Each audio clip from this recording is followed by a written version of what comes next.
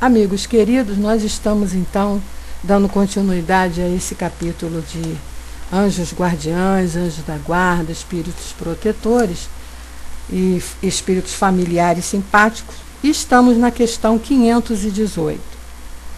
Nessa questão, Kardec então pergunta aos espíritos: sendo os espíritos atraídos aos indivíduos por simpatia, serão igualmente para reuniões de indivíduos por motivos particulares? Quer dizer, se nós atraímos para perto de nós, né, se os espíritos são atraídos por simpatia aos indivíduos, será que eles irão também por questões de assuntos, de motivos? E aí os espíritos responderam: os espíritos vão de preferência onde estão os seus semelhantes, pois nesses lugares podem estar à vontade e mais seguros de ser ouvidos. O homem atrai os espíritos em razão das suas tendências, quer esteja só, quer constitua um todo coletivo, como uma sociedade, uma cidade ou um povo. Então, olha só, parando aqui ainda no meio da resposta, essa passagem aqui, essa fala aqui dos espíritos, é muito importante, que ele diz assim: o homem atrai os espíritos em razão das suas tendências. Então, se nós queremos saber que tipo de espíritos estão junto a nós, basta que a gente se olhe. Olhe para você, veja os seus atos, as suas atitudes, e você vai saber que tipo de espíritos estão aí junto a vocês, que ficam junto a nós, né? Eugênia, querida, um beijo para você, seja bem-vinda. Então, de acordo com os nossos atos, os nossos pensamentos, as nossas atitudes, aquilo que gostamos, isso é o que nós vamos ter junto a nós. Então, esse mesmo tipo de espírito que gostam das coisas que nós gostamos. E aí, tanto, como ele diz, tanto no você esteja sozinho, seja perto de você, como dentro de um coletivo, né? Numa sociedade, numa cidade e até de uma nação. Aí ele diz assim: há, pois, sociedades, cidades e povos que são assistidos por espíritos mais ou menos elevados, segundo o seu caráter e as paixões que os dominam.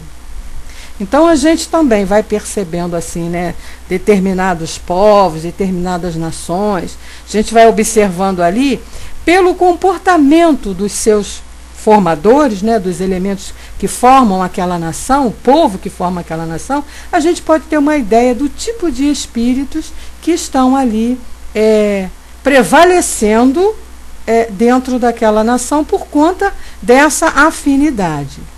E aí ele diz assim: como o dos indivíduos tende a afastar os maus espíritos e atrair os bons, que despertam e mantêm o sentimento do bem nas massas.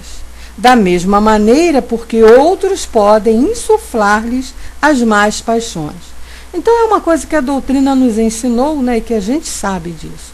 Nós vamos ter perto de nós aqueles que se assemelham a nós.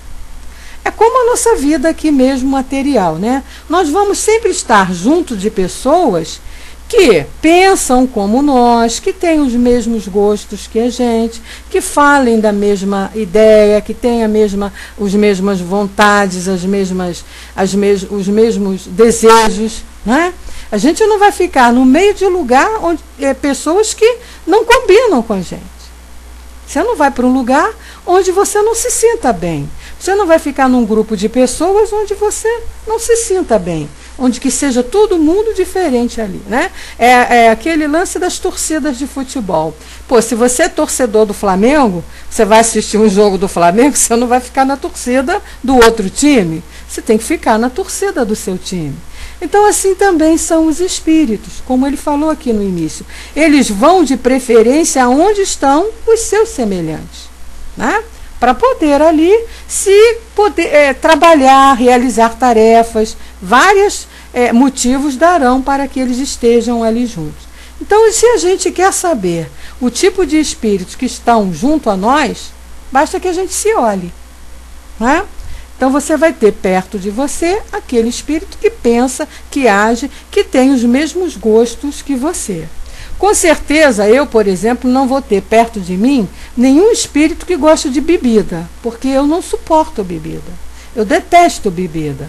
Mas, em compensação, eu vou ter alguém perto de mim que adore, né, uma empadinha, que adore um pastelzinho, que adore, né, um refrigerante, porque eu já gosto disso. Já não vou ter aqueles que não gostam, né? Então, cada um vai saber. Se você vive pensando no bem, abafa o caso, né, Dudu? Mas se a gente vive procurando, se a gente está ali se esforçando para pensar no bem, para agir no bem, não é? Para amar o teu inimigo, como foi a mensagem aqui, para trabalhar esses sentimentos negativos junto a nós, nós vamos ter espíritos junto a nós que estão com esse mesmo ideal, com esse mesmo pensamento, né? Boa noite, Chuck Bauer, seja bem-vindo. Aí na 519 ele fala assim: as aglomerações de indivíduos, como as sociedades, as cidades, as nações, têm os seus espíritos protetores especiais? Será que cada nação, né, como nós sabemos que cada um de nós tem o seu mentor, tem o seu guia ali, que é só teu. Ele teve a missão, recebeu a missão da espiritualidade superior de estar junto a você, te ajudando ali, te amparando. Será que essas sociedades, as nações, os países, também têm esses espíritos? É a resposta sim. Porque essas reuniões são de individualidades coletivas, que marcham para um objetivo comum e têm necessidade de uma direção superior. Então, todo grupo, toda sociedade, toda instituição, todo país, todo bairro, toda cidade vai ter o espírito ali governando, quer dizer, amparando aquele grupo, aquela nação. É isso aí, Dudu lembrou bem. Nós sabemos que aqui no Brasil, o espírito que é vamos dizer assim, o protetor, né, é Ismael.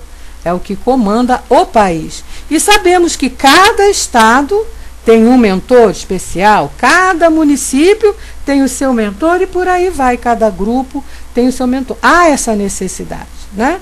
A disciplina para que ela possa ser realizada, está tudo organizado como é, super organizado no mundo espiritual, e existem também esses, vamos dizer, entre aspas, poderes, né? Responsabilidade. Poder não é bem o termo, mas é responsabilidade. Então, Ismael é o nosso responsável, é o responsável pelo Brasil. Aí na 520, Kardec perguntou: os espíritos protetores das massas são de natureza mais elevada que a dos que se ligam aos indivíduos? Então vamos ver assim, por exemplo, o guia, né, o protetor do Brasil, ele é mais elevado do que o meu guia particular, ou do guia particular de cada um de vocês aí? E a resposta é simples, olha só. Tudo é relativo ao grau de adiantamento das massas como dos indivíduos. Então, nós vamos ter os mentores, os guias, que nós precisamos, tanto individualmente como coletivamente. Observando isso que ele está falando aí, o grau de adiantamento dos seres que formam o grupo ou aquele ser individual. Então, o meu guia, ele pode ser superior ao de Ismael, que eu não acredito, só estou dando um exemplo, né? Pode ser superior ao que comanda o Brasil, o responsável pelo Brasil, como pode ser inferior. Isso aí vai depender da necessidade, né? O Negrão coloca: acho que os prefeitos, governadores deveriam ter mais mentores. Também concordo com você, Negrão. E eu fico assim, imaginando o seguinte, né? Coitados dos mentores dessas criaturas, né? Como eles devem ficar desesperados com as atitudes, né, e os atos desses senhores que receberam a missão, né, de governar um povo, de governar uma sociedade, de governar um estado, e se perdem. Então, eu fico imaginando como é que os mentores não devem ficar, segundo o que a gente já estudou, né? Segundo o que a gente já tem aqui conhecimento, como o mentor fica triste, né? Porque para ele também é uma derrota não conseguir fazer com que o seu tutelado, né, o seu protetor, siga pelo caminho. Então, a gente deve até orar por eles também, né? Não que a gente já seja a perfeição, mas pelo menos a gente já tem assim um bom senso de reconhecer que aquilo ali não é muito certo. Então a gente deve orar por esses guias também, para que eles não desistam dos seus tutelados, né? Porque eles mandar vibrações para eles. É o que a gente aprende, né? Nós aprendemos isso muito lá com o senhor Altivo no Centro Espírita Leon Denis. Ele dizia para a gente assim, não adianta a gente ficar falando mal dos governadores, falando mal dos prefeitos, das autoridades, enfim, né? Porque quanto mais mal a gente fala, mais fortalecidos eles vão ficando naquele mal. Então não adianta, você ver as pessoas às vezes, meu Deus, fica perdendo tempo, você não vai ganhar nada, está gastando sua energia e não está resolvendo nada. Ao passo que se você vibrar por essa pessoa, né? Quando a gente sabe aí de alguma notícia, de alguma coisa ruim, em vez de, por exemplo, aqui no Rio de Janeiro, há uns meses atrás, aí estava uma confusão danada, uma vibração negativa, querendo derrubar prefeito, querendo derrubar governador. Não é por aí que vai se resolver o problema, através de violência. Então, o que a gente tem que fazer? Vibrar o contrário, né? Vibrar para que eles possam agir de maneira correta e não alimentar mais o ódio, alimentar mais essa descrença. Porque é pior. Tudo aquilo que você fala, você está reforçando. Então vamos pensar, vamos quebrar, vamos pensar o contrário, né? Não é que a gente esteja defendendo A ou B, não importa quem seja.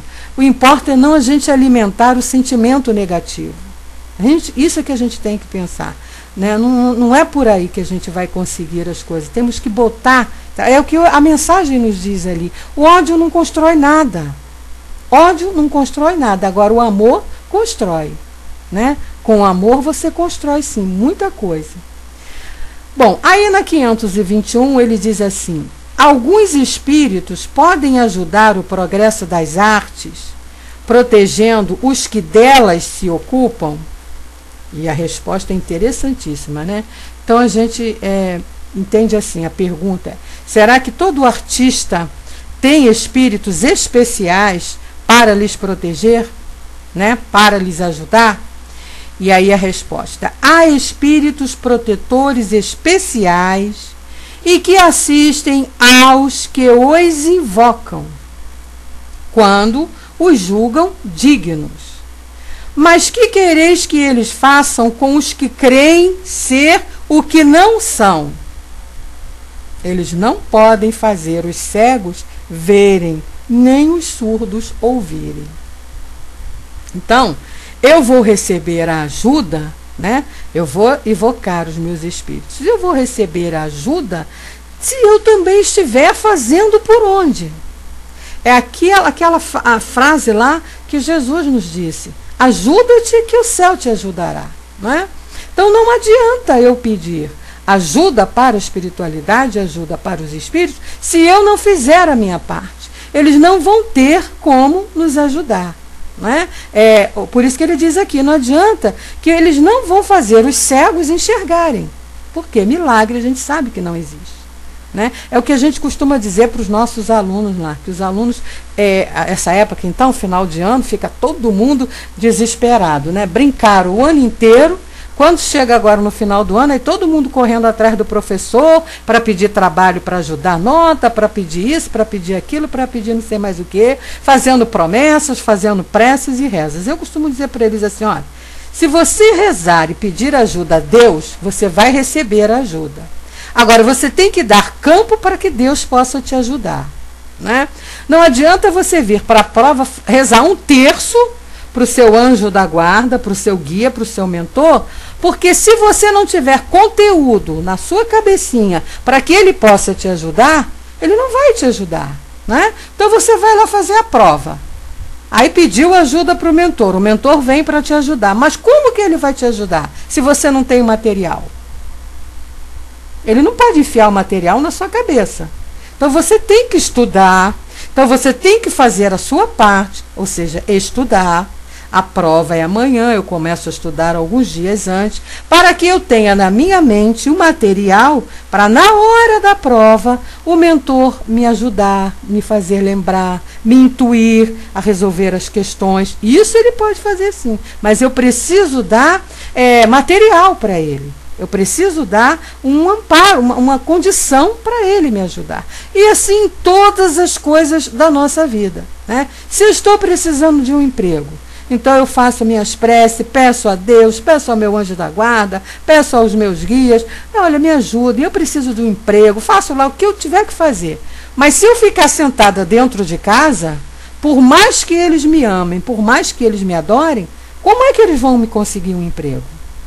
Então eu tenho que pedir ajuda e tenho que sair em campo. Começar a procurar as firmas, levar currículo, colocar aqui, colocar ali, colocar... E isso em todos os setores da vida. Em todos. E se nós agirmos assim, né, dando condições para que eles nos ajudem, nós seremos ajudados. Nas pequeninas coisas do nosso dia a dia, nós seremos ajudados. É impressionante. Eu, pelo menos, tenho muitas experiências de que, assim, porque eu observo tudo, eu não só fico olhando nas coisas maiores, mas no dia a dia mesmo, na facilidade com que as coisas acontecem durante um dia, quando você pede o amparo e você deu condições para ser amparada. As coisas se resolvem, fluem assim, com a maior naturalidade. E aí a gente tem depois que agradecer, né? Agradecer a Deus. Então é isso que ele está falando aqui. Se nós fizermos a nossa parte, com certeza seremos ajudados. Isso aí não tenham dúvida. Agora é preciso que a gente dê a oportunidade deles ajudar. É como a gente que quer ajudar um amigo. Como que você vai ajudar o seu amigo se ele não deixa que você o ajude? Né? Às vezes as pessoas chegam perto da gente pedindo um amparo, pedindo um conselho, pedindo uma orientação, a gente aconselha, dá uma orientação e direciona, né? Principalmente em casa espírita, no atendimento fraterno. A gente direciona a criatura, você deve fazer isso, pela experiência, pelo conhecimento que a gente já tem. Mas se a pessoa não fizer, como é que a gente pode fazer? Aquilo que eu sempre falo. Você bota a comida no prato da pessoa, você amassa a comida, você coloca a comida na boca da pessoa. Ela só vai ter o trabalho de engolir, mas engolir ela tem que ser com ela, né? Você não pode engolir pela pessoa. Então tem certas coisas que a gente ajuda e ampara, mas o principal depende de cada um de nós, né? É o ditado mais perfeito, mais certo que eu já li na minha vida, depende de nós. Cada um depende de si mesmo. Isso é muito importante, é uma informação que a doutrina veio nos trazer, que vai nos libertando. Né? Porque se você fica achando que para você ser feliz você depende do outro, a tua felicidade está na mão do outro, você não vai ser feliz nunca. Porque não é assim. A tua felicidade depende de você. Você pode ser feliz junto com o outro e fazer o outro feliz também, porque você está feliz. Mas você não pode ser feliz dependendo do outro, dependente do outro. Nós somos individualidade. Então a gente tem que fazer sim a nossa parte. Bom, então encerrando esse capítulo aqui, essa parte dos espíritos protetores, Kardec coloca aqui uma conclusãozinha interessante que ele diz assim: os antigos haviam feito desses espíritos divindades especiais. As musas eram personificação alegórica dos espíritos protetores das ciências e das artes, como designavam pelo nomes de lares e penates os espíritos protetores da família.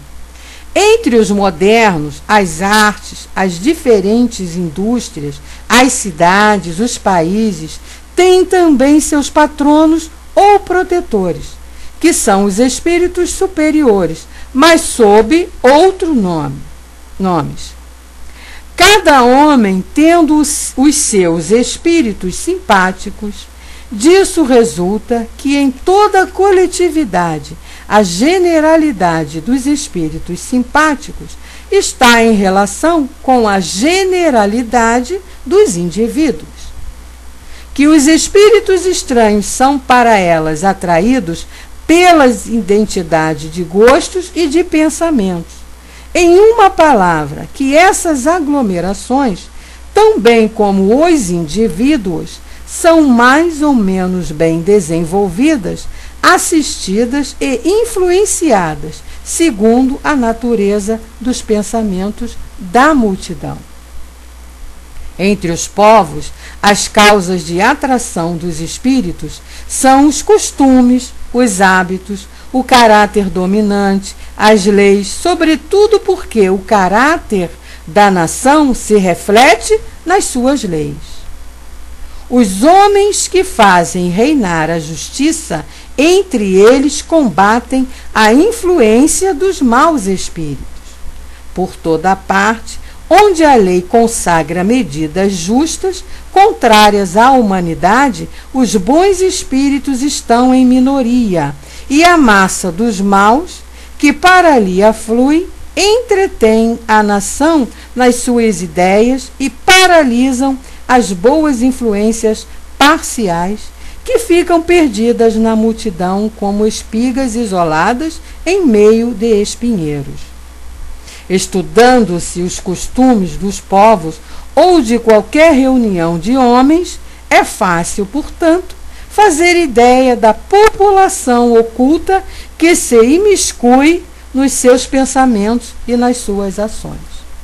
Então, olha só, a gente olhando para o nosso Brasil, vendo o que predomina no Brasil, a gente já sabe aí, né, a pleiade de espíritos que estão aqui junto a nós. Não precisa nem muitos comentários, né? Aí nós temos uma nota aqui do professor Herculano que é interessante, que ele diz assim: neste comentário às respostas dos espíritos, Kardec nos oferece duas indicações importantes. A primeira, referente à interpretação espírita da mitologia, que modifica tudo quanto os estudos puramente humanos do assunto firmaram a respeito. Até hoje, pois mostra que os deuses mitológicos realmente existiam, como espíritos. A segunda, referente à sociologia, que à luz do espiritismo reveste-se também de novo aspecto, exigindo o estudo da interação das coletividades espirituais e humanas, para a boa compreensão dos processos sociais. Então, fechando aí esse assunto, né, nós já ficamos com esse conhecimento. Nunca estamos sozinhos. Então, nós temos o nosso mentor especial, que é só nosso, temos os mentores do nosso estado, do nosso município, do nosso país e Jesus, que é o mentor de todo o planeta. Bom? Fechando então essa parte, nós vamos entrar agora num outro assunto. Kardec coloca aqui no item 7 desse capítulo, que são os pressentimentos. Né? Isso é uma coisa que todo mundo fala, que todo mundo comenta, porque todo mundo tem. Não adianta aquele que diz assim, eu não tenho. Tem sim. Tem sim, porque nós vamos ver aqui que o pressentimento nada mais é do que a influência dos espíritos, dos bons espíritos ou dos maus espíritos junto a nós. Nós temos essa capacidade. Por isso que Kardec disse lá no livro dos médiuns que todos nós somos médiuns. Porque todos nós damos essa condição da possibilidade dos espíritos entrarem em contato conosco. Uns de maneira mais ostensiva e outros de maneira menos ostensiva, como é o caso desse aqui que a gente vai estudar agora, que são os pressentimentos. Então, na questão 522, Kardec diz assim: o pressentimento é sempre uma advertência do espírito protetor? Quer dizer, todo pressentimento é o quê? Pressentir, né? Então, você sentir alguma coisa antes do que vai acontecer.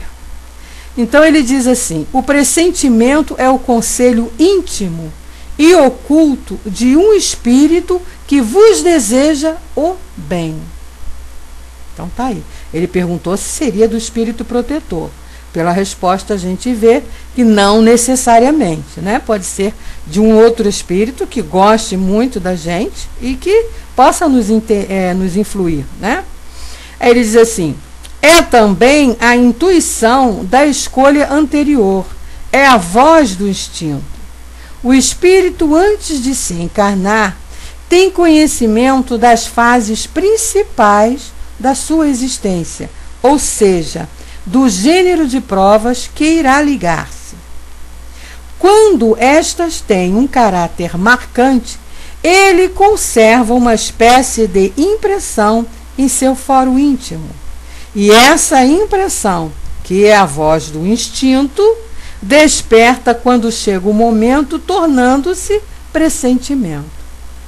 Então, o que a gente entende aqui? O pressentimento pode ser alguma conselho íntimo, né? Alguma influência de um bom espírito, como pode ser também da própria pessoa, que por conta dessa lembrança que ele diz aqui, das provas, do gênero de prova que vai se ligar, ter ficado muito pensando nisso, né, no momento lá de reencarnar, isso foi ficando nele e ele pode ter esse pressentimento do que vai passar, né? Não necessariamente de maneira clara, mas assim, algum pressentimento sobre alguma coisa em relação a essas provas que ele vai passar ali, né? O Negrão coloca aí o conceito de pressentimento, sentimento intuitivo e alheio a uma causa conhecida, que permite a previsão de acontecimentos futuros, intuição, palpite, presságio. Pois é isso aí. Quantas vezes a gente está assim, querendo fazer alguma coisa, e vem aquele pressentimento de que, se fizermos, pode acontecer alguma coisa assim assado. Ou, se não fizermos, pode acontecer. Isso pode ser os espíritos nos aconselhando, nos intuindo, né? Ou também pode ser alguma coisa relacionada às suas provas. Então você sabe, você fez o teu planejamento reencarnatório, sabe que em determinada época da sua vida você vai ter que passar por vamos dar um exemplo aí, de passar por uma situação de uma doença muito grave, né? Como prova, aí por alguma razão, qualquer que seja. Você não se lembra, tá? Mas você planejou isso lá no teu íntimo, como ele fala aqui do instinto, lá no teu fundinho, você sabe que você vai ter que passar por essa prova, né? E aí você começa, quando de repente está se aproximando o momento, você começa a ter esses pensamentos em relação a isso. Quer dizer, você começa a ter pressentimento de que alguma coisa vai te acontecer, relacionada à saúde, relacionada à doença. Pode não ser assim uma coisa muito clara, mas relacionada àquilo que você vai passar, tá? Então isso aí é o que ele diz sobre esse pressentimento. Aí Kardec pergunta: os pressentimentos e a voz do instinto têm sempre qualquer coisa de vago na incerteza? O que devemos fazer? Quer dizer, a gente tem pressentimento, mas é como o nome está dizendo. Ali até o conceito que o Negrão colocou ali, né? É sentimento intuitivo e alheio a uma causa conhecida. Quer dizer, você tem pressentimento, mas você não sabe nem o que seja na realidade, né? O porquê aquele pressentimento. Aí ele diz assim: quando estás em dúvida, invoca o teu bom espírito, ou ora a Deus, nosso soberano Senhor, para que te envie um de seus mensageiros, um de nós. Então, olha aí. Se você tem um pressentimento, né, que precisa fazer alguma coisa ou não fazer, e você está ali na dúvida, será que eu estou tendo uma intuição de algum espírito bom? Fale com o teu mentor. Converse com Deus. É a melhor coisa que a gente tem que fazer. Ou confirma ou tira da nossa cabeça de uma vez, se for o caso, né? E aí ele pergunta: as advertências de nossos espíritos protetores tem por único objeto a conduta moral? Ou também a conduta que devemos ter em relação às coisas da vida privada? Quer dizer, esses pressentimentos, né, essas intuições que a gente tem, as inspirações que a gente tem dos nossos protetores, só em relação à conduta moral ou na vida diária, né, na vida material, propriamente dito, como ele está dizendo assim, né, na nossa vida privada? Aí ele diz assim, em tudo. Eles procuram fazer-vos viver da melhor maneira possível, mas frequentemente fechais os ouvidos às boas advertências e vos tornais infelizes por vossa culpa. Mas não é verdade, gente? Olha, às vezes a coisa fica martelando ali na nossa cabeça, né? Não faz, não faz, não faz, mas aí a teimosia vai e faz. Aí chega lá na frente, quebra a cara, né? Aí o que acontece? Chora na cama, que é lugar quente, né? Fazer o quê? Nem pode reclamar, porque você teve a intuição. A Carmen coloca para nós: esta semana eu tive um pressentimento antes de entrar na sala do médico. E ele recusou de fazer uma cirurgia que eu iria fazer. Saí de lá muito feliz. Que bom, né? Que não precisou você fazer. Que bom. Mas é assim mesmo que a gente, sabe? As coisas acontecem. Você está com vontade de fazer alguma coisa, aí vem aquela... Isso acontece muito comigo. E eu sempre fico pedindo amparo, né? Eu sou assim uma chata de galocha do meu mentor, porque eu não tomo atitude nenhuma sem antes conversar com ele. E pedir, olha, o senhor me ampara, o senhor me direciona, me dá uma ideia se devo ou não. E eles sempre nos dão, né? Vem sempre... Às vezes uma pessoa fala alguma coisa para você, para te tirar daquilo que você queria fazer, né? Às vezes, e aí as coisas... Outra coisa que eu tenho muito em mente, né? Tudo acontece na hora que tem que acontecer. E se você não estiver, né, se não tiver no teu planejamento reencarnatório, passar por aquilo ou realizar aquilo que você tanto quer, não adianta, porque está fora do teu planejamento. Quer dizer, não vai ser útil para você. Então, isso que ele diz aqui, ó, eles procuram fazer-vos viver da melhor maneira possível. Quer dizer, eles estão sempre ali de prontidão para nos ajudar, para nos orientar. O problema é que, olha só o que ele fala aqui, que vergonha, né? Fechais os ouvidos às boas advertências. E é mesmo. Porque normalmente tudo que a gente está querendo fazer não é bom para a gente. Aí vem aquele pensamento, né? Vem aquela intuição, não faça. Aí você já fica com raiva porque vê a intuição dizendo para você não fazer. Aí você vai e faz. Aí depois sofre as consequências, né? E outras coisas do mundo. Às vezes você está assim, recebe uma notícia, alguém vem, fomenta alguma fofoca na sua cabeça e você, mas quando eu encontrar com fulano, eu vou falar, eu vou fazer, eu vou acontecer. Aí vem aquele pensamento, senta aí, fica quieto e não vai falar nada. Deixa quieto, não adianta. Vem essas intuições para a gente, né? Vem mesmo. Porque vai falar alguma coisa, vai acontecer o pior. E aí a gente tem que seguir sim, tem que seguir sim. Tem um amigo nosso que ele sempre conta um caso, conta esse caso para a gente, eu sempre utilizo isso. Ele ia sempre ao banco, né, lá resolver seus problemas, pagar suas contas e tudo. E em um determinado dia, ele levantou para ir ao banco lá, pegar dinheiro para fazer alguma coisa. E teve a intuição para não ir ao banco aquele dia. Mas ele temou e foi. Chegou lá, o banco foi assaltado e ele também, claro, né?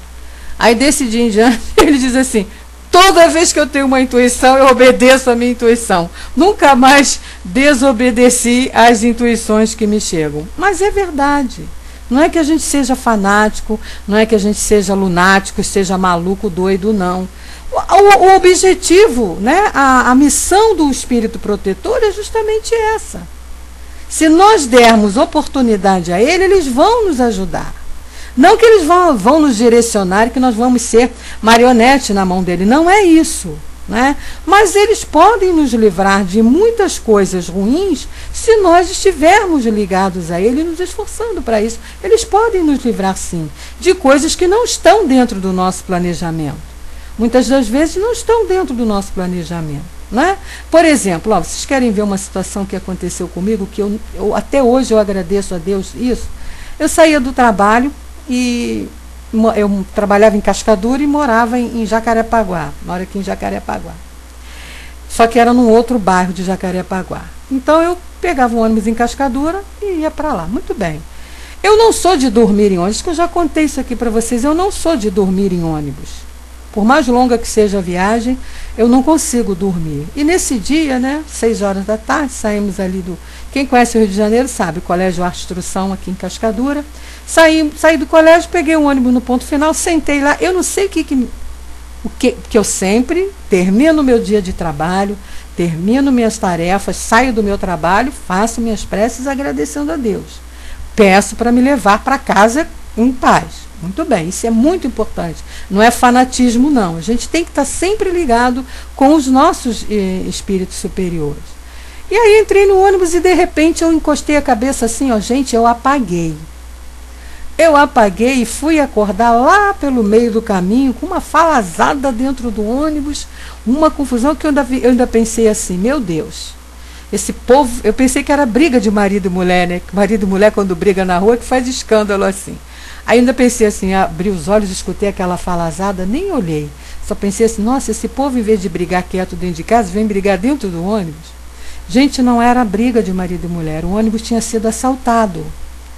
Fizeram a limpa dentro do ônibus. Agora eu pergunto a vocês, o que eles levaram de mim? Nada, nada. Eu estava dormindo eu fiquei, nem me catucaram, nem me incomodaram. E a moça que estava sentada do meu lado, ela falou assim, minha Nossa Senhora, eles nem olharam para a senhora. Eu falei, ué, o que eu posso fazer, né? Por quê? Será que eu sou melhor do que os outros? Não, mas isso não estava no meu planejamento, eu ser assaltada ali, naquele momento. Então, a espiritualidade me ampara, sim. Que sono, mas foi mesmo, ô Negrão, mas foi uma coisa tão profunda que eu não vi nada, eu só acordei. Depois do fato passado, os meninos já tinham saído de dentro do ônibus, e aí a mulherada, tu já viu como é que estava, né? Oriçada, dizendo e falando, e que os homens tinham que ter reagido, porque não sei o que, aquela confusão toda dentro do ônibus. Aí foi que eu acordei e ainda pensei assim, meu Deus, esse marido, em vez de ficar brigando dentro de casa, vem brigar dentro do ônibus, pronto, né? Aí eles podem nos fazer perder um voo, e isso... Pois é, quantos casos a gente vê, né, quando cai um avião, pessoas que estavam com passagem reservada para aquele caso. Às vezes você quer ver casos também que eu já vi, já aconteceu comigo também, você está no ponto do ônibus, você faz sinal, o ônibus passa direto. Aí você já fica ali, né? Puxa vida, está atrasado. O ônibus passou e só vai demorar para voltar. Daqui a pouco, quando você pega o outro, você passa lá na frente, o ônibus sofreu um acidente, bateu ou enguiçou, qualquer coisa parecida. Então, são essas coisas que a gente tem que estar prestando atenção, né? Muitas vezes não está no nosso planejamento, então eles nos tiram da situação. Né? Porque é como a gente aprende lá, as coisas não são assim tudo ali, retratinho 3x4. Muitas coisas nós procuramos. Então nós também podemos nos livrar de muitas confusões, de muitos problemas, de muitas situações difíceis, que nós mesmos somos chamados tormentos voluntários, né? Que nós procuramos. Ainda agora mesmo aqui perto, a minha vizinha aqui estava aqui, coitada, com toda queimado. Foi para a praia ontem, aquele sol de ontem, um sol de 40 graus aqui no Rio de Janeiro. Ela foi para a praia. Muito bem, o que ela me faz? Chega na praia, deita para se bronzear e dorme. Dormiu debaixo do sol. Conclusão, ela está morena, queimadona na frente, toda branca nas costas. A gente estava encarnando nela, que ela está bicolor. Muito bem. Isso estava no planejamento reencarnatório dela? Claro que não. Né? Isso aí é o quê? Displicência. Olha, eu vou para a praia debaixo de um sol de 40 graus, o que eu vou arrumar? Confusão para mim, problema para mim, né? Então são certas coisas que nos acontecem, que a gente fica chorando, mas que foram procurados por nós mesmos. Então a gente tem que estar sempre muito alerta nesse sentido, porque eles ainda nos ajudam nesse. Olha, não vai fazer isso porque você vai arrumar confusão, mas você me faz, né? O Dudu diz assim: comigo eu fui assaltado dentro do banco e o marginal colocou a arma na minha cabeça. E eu apaguei, simplesmente saiu do ar. E quando voltei sem desmaiar, estava no chão e nada me aconteceu. Pois é, por quê? Porque você é o mais bonitinho, né? E o ladrão não gostou da sua cara, achou você bonitinho? Não. Nós temos as nossas proteções. O que a gente precisa entender é isso que eles nos dizem, né? A gente precisa deixar que eles nos ajudem. Eles nos ajudem. E para que eles possam nos ajudar, nós precisamos estar em sintonia com eles. É isso que a gente não entende. Essa resposta que ele dá aqui atrás, ó, né, nessa última questão que nós lemos aqui, que muitas das vezes nós fechamos os ouvidos. E aí, fazer o quê? Não é? Não podemos reclamar depois. Ah, mas aí fica mesmo, né, Dudu? Fica o trauma, pôr uma arma na tua cabeça, isso aí fica o trauma mesmo por muito tempo. Muito bem, na 524, ele pergunta assim, não, nessa resposta ainda, né, eu já li para vocês tudo, eles procuram fazer-nos viver da melhor maneira possível, mas nós fechamos os ouvidos. Tem um comentário de Kardec que diz assim: os espíritos protetores nos ajudam com seus conselhos, através da voz da consciência, que fazem falar em nosso íntimo. Mas como nem sempre lhes damos a necessária importância, oferecem-nos outros mais diretos, servindo-se das pessoas que nos cercam. E ainda tem isso. Eles não desistem fácil, não. Olha só. Que cada um examine as diversas circunstâncias, felizes ou infelizes, de sua vida e verá que em muitas ocasiões recebeu conselhos que nem sempre aproveitou. Grande verdade. E que lhes teriam poupado muitos dissabores se os houvessem escutado. Quer dizer, por exemplo, o que Kardec está dizendo aqui é que os espíritos eles nos intuem diretamente. Mas aí nós fechamos os ouvidos, não ouvimos. O que eles fazem? Eles utilizam pessoas amigas, né? Pai, mãe, irmão, um amigo, um vizinho, ou até uma pessoa estranha da rua mesmo, que vem e nos dá um conselho contrário àquilo, né? Nos orientando naquilo que a gente está ali querendo realizar, querendo fazer. Mas, às vezes, nós também não damos ouvido, nem a essas pessoas. Então, é o que ele diz aqui, ó, que cada um examine as diversas circunstâncias, né? Que você pensa assim, depois que a situação passa, aí você ainda fala assim, nossa, fulano falou isso comigo, se eu tivesse ouvido o que o fulano disse, eu não teria passado por isso. E o fulano foi ali justamente para te dar uma ajuda, orientado pelo teu mentor, né? É o que os espíritos dizem, nós somos muito rebeldes, nós somos muito desobedientes. A gente reclama dos nossos filhos, né? Mas nós somos terríveis com eles, coitados. Eu fico imaginando o trabalho que essa espiritualidade não tem para poder nos ajudar, para poder nos amparar. Porque nós somos rebeldes demais. Nós ainda temos um orgulho que nos faz fazer muita bobagem, né? É isso aí, Negrão. Né? O Negrão coloca, precisamos prestar mais atenção em nós mesmos e o que acontece ao nosso redor.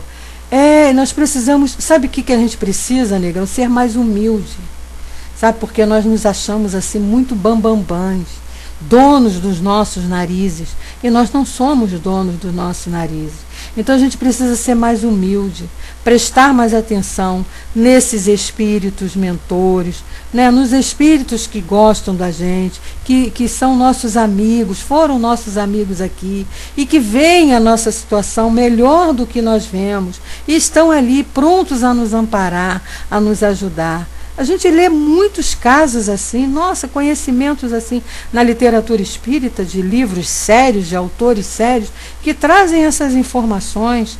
Nas próprias casas espíritas mesmo, que a gente tem ali a participação do plano espiritual, espíritos que vêm dar o testemunho no trabalho de desobsessão. Quantos espíritos vêm falando, nos aconselhando a não esquecermos de ouvirmos os nossos mentores. Eles falam mesmo: se eu tivesse ouvido fulano, se eu tivesse ouvido ciclano, eu não teria feito o que eu fiz, não teria. Quantos falam isso?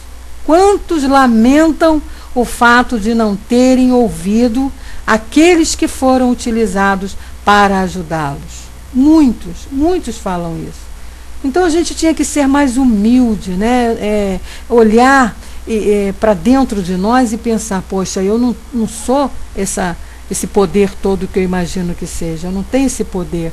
Então, se eu estou aqui, é porque eu ainda preciso aprender. Então, eu tenho que trabalhar esse orgulho, trabalhar essa vaidade, trabalhar esse egoísmo e pensar que não adianta ficar querendo ser o maioral, né? Não adianta você querer ser o dono da verdade. Não adianta você querer brigar, discutir, impor a sua vontade. Não. A gente tem que ter humildade para entender um ensinamento que Jesus nos deu, que herói é aquele que cala e não aquele que grita mais alto. Que a gente acha que o que grita mais alto é que é o mais poderoso, né? E não é. Eu aprendi isso na minha vida, graças a Deus. Porque eu já gritei muito mesmo. E não conseguia nada. Quando eu comecei a me calar, a coisa mudou e mudou por completo, né? Até mesmo em sala de aula, né? Uma vez eu conversando com um companheiro, né? Em turma de 5ª série, aquelas crianças na faixa de 9, 10 anos que estão assim no auge, né, da energia. Nossa Senhora, você entrar numa sala, num calor desse de 40 graus, com 40 crianças, nessa faixa etária, não é fácil. Aí você entra, as crianças estão lá agitadas, você já entra agitado também, gritando, brigando, agita mais ainda, né? Aí você entra calado, eu entrava caladinho, estava aquela balbúrdia. Claro, a gente perde aí uns 5 a 10 minutos, mas é melhor você perder 5 a 10 minutos e ganhar os outros 40 do que você perder os 50. Então, é aquilo que Chico nos aconselhava: coloca água na boca, fecha a tua boca para você não ter que ficar respondendo e fazer coisa que não deve, né? Que vai ser pior depois. Bom, nós iríamos entrar aqui agora no item que fala sobre a influência dos espíritos sobre os acontecimentos da vida. Mas nosso tempo já está ali praticamente encerrado. Então, nós vamos fazer o seguinte: vamos deixar para iniciarmos esse estudo na próxima semana, tá bom? Deixa eu só